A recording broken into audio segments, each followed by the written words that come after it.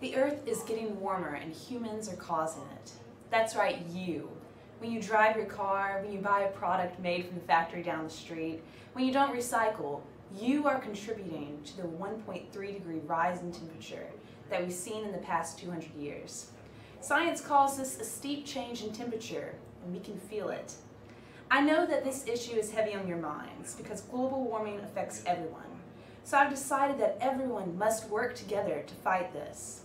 In 2009, the rest of the developed world agreed.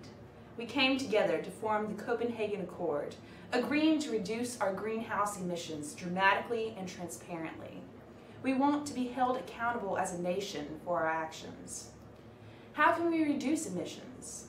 Clean energy, adaptation, and education.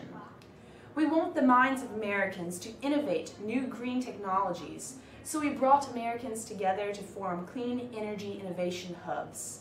Since 2009, we have created 29 onshore renewable energy projects, and we want to create more.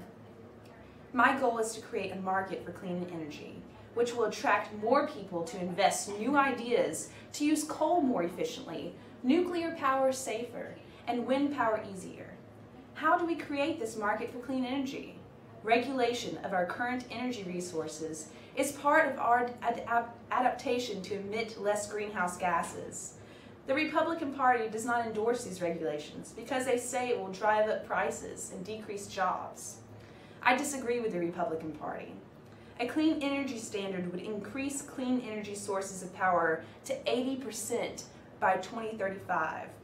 This would force businesses to rely on clean energy and would create job opportunities for people to invent new technologies. This is already happening.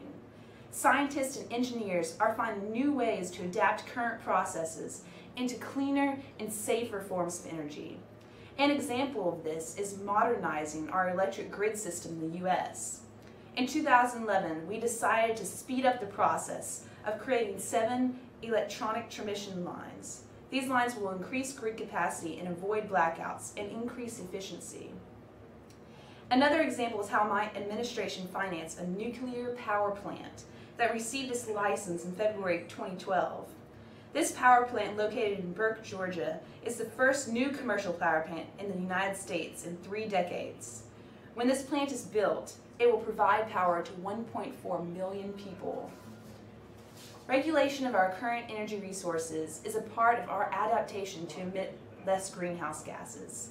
Scientists are not the only ones who can contribute to clean energy. You can too.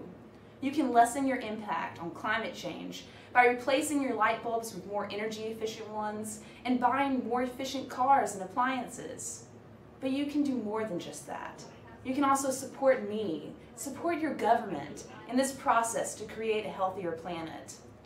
One day you will no longer be on this earth, but your grandchildren, your great-grandchildren will. What type of world they live in depends on how you live in your life today and what your government does to protect that future.